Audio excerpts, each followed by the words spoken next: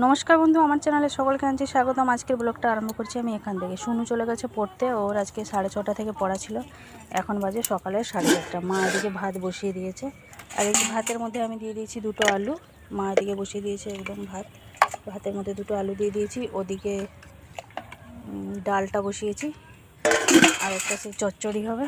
এদিকে মা এই যে সবজিগুলো সব বের করে দিলাম, কাটছিল বসে বসে। সব রকম মিলিয়ে একটা 5 মিশালি একটা সবজি তরকারি হবে। ডাল, আলু দুটো ভাতে আছে, একটুখানি তেল লঙ্কা করব। আর এই যে ঢেঁড়সের টক চচ্চড়ি করব। শুধু আবার কী টিফিন নেবে সেটাই ভাবছি আজকে, কি ওকে করে দেবো। এখনও পর্যন্ত কোনো কিছু ভাবনা চিন্তা, মানে এখনও পর্যন্ত কোনো কিছু ঠিক করতে পারিনি। দেখা যাক কি হয়। এই যে ডালটা এদিকে বসিয়ে দিয়ে গেছিলাম, মানে খুব সুন্দর একটা স্মেল হচ্ছে। মসুর ডাল, আপনাদের দাদা 1 কেজি মসুর ডাল এনে দিয়ে গেছে রবিবার দিন। মসুর ডালটা আমার খেতে খুবই ভালো লাগে, শুনেও খেতে ভালোবাসে, প্লাস আমাদের মসুর ডালে বড়া খেতে আরও ভালো লাগে। একদিন ইচ্ছা আছে মসুর ডালে বড়া করব। ডাল বড়া আপনাদের দাদাও খেতে পছন্দ করে, কিন্তু এই রবিবার কিছু করতে পারবো না। এই রবিবার শুনুর ওয়ার্কশপ আছে তারকেশ্বরে।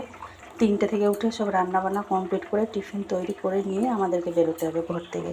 ফিরতে ফিরতেই মনে হচ্ছে সেই রাত হয়ে যাবে। একদিকে বসিয়ে দিয়েছি ডাল, অন্যদিকে বসিয়ে দিলাম চচ্চড়ি। এবার জানালাটা বন্ধ করে দিই, প্রচণ্ড পরিমাণে হাওয়া আসছে, গ্যাসে হাওয়া লাগছে, এই গ্যাস জ্বলতেই চাইছে না। আর রাত্রিবেলায় তো মাজা ধোয়া সব করে রেখে দিয়েছিলাম, মানে মোছামুছি করে, সকালবেলা যাতে আমার সুবিধা হয়। রান্নাঘরটাও মুছে নিয়েছিলাম রাত্রিবেলায়। এবারে ঢেঁড়সটা কাটবো ওদিকে টক চচ্চড়ির জন্য, একটুখানি তেঁতুল ভিজাবো। এই যে এদিকে ডালটা হয়ে গেছে, ঢেঁড়সটা ধুয়ে কেটে নিয়ে চলে এসেছি, তেঁতুলটা ভিজিয়ে রেখেছি। এদিকে চচ্চড়িটাও প্রায় হয়ে গেছে, মশলাটা দিয়ে দিয়েছি, মানে ওই সর্ষে বাটাটা দিয়ে দিয়েছি। চচ্চড়িটা নামিয়ে নিয়ে ঢেঁড়সের তরকারিটা বসাবো। এদিকে ডালটা হয়ে যাওয়ার পরে এই যে চায়ের বাসন আর কড়া এগুলো সব মেজে নিয়ে চলে এসেছি, কাজ অনেকটাই কমিয়ে রেখে নিয়েছি। এই যে এদিকে আমার রান্না বান্না সমস্ত কিছু কমপ্লিট, সাথে ধোয়া মাজাও কমপ্লিট। এই যে হয়ে গেল।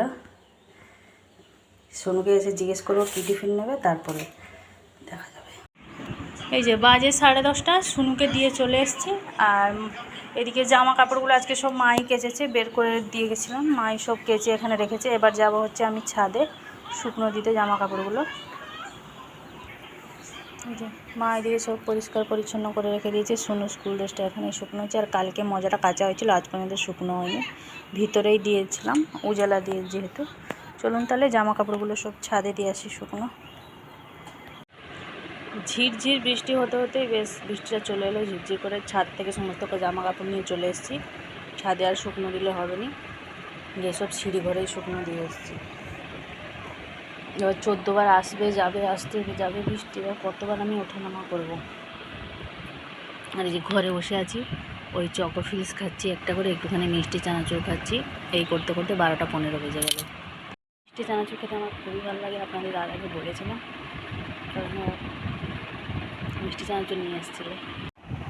এই যে এর মধ্যে রেখেছি হচ্ছে বারবান, আর আছে এই যে চকো ফিস একটা বড়ো একটা প্যাকেট নিয়ে এসেছিলো, তার মধ্যে 35টা না 37টা ছিল, যাই হোক। আর এই যে এর মধ্যে রেখেছি মিষ্টি চানাচুর, এটাই খাচ্ছি এখন বসে বসে। আমার আবার সেই বাটিতে করে খেতে ভালো না, আমার এইভাবে কৌটো নিয়ে বসবে, যতক্ষণ মন চায় ততক্ষণ খাবে, আবার রেখে দেবে।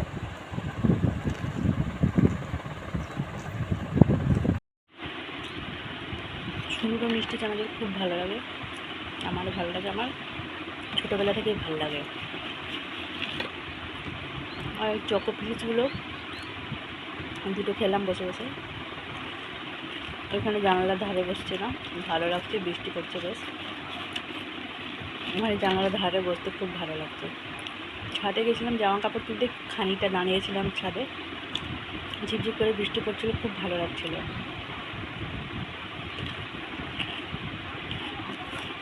হোক খেলে আর ভাত খাওয়া যাবে না।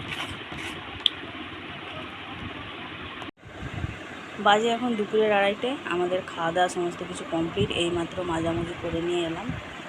আর এদিকে এই যে বৃষ্টিটা মনে হচ্ছে ছেড়ে গেছে, ওই ঝিপঝিপ করছিল, যাই হোক একটুখানি এখন মানে রেস্ট নিচ্ছে বৃষ্টি, আবার পরে ঢালবে, যখন ওর ইচ্ছা হবে তখন ঢালবে।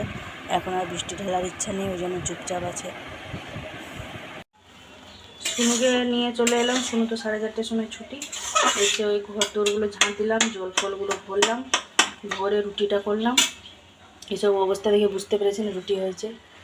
আর রুটি করার পর একটুখানি ম্যাগি খেতে ইচ্ছা হলো, তো যেহেতু আটা নুডলসটা মানে ওই আটা ম্যাগিটা ছিল, ওই যে করে নিলাম। মা আর আমার আর শুনু 3 জনে এখন একটুখানি ম্যাগি খাবো।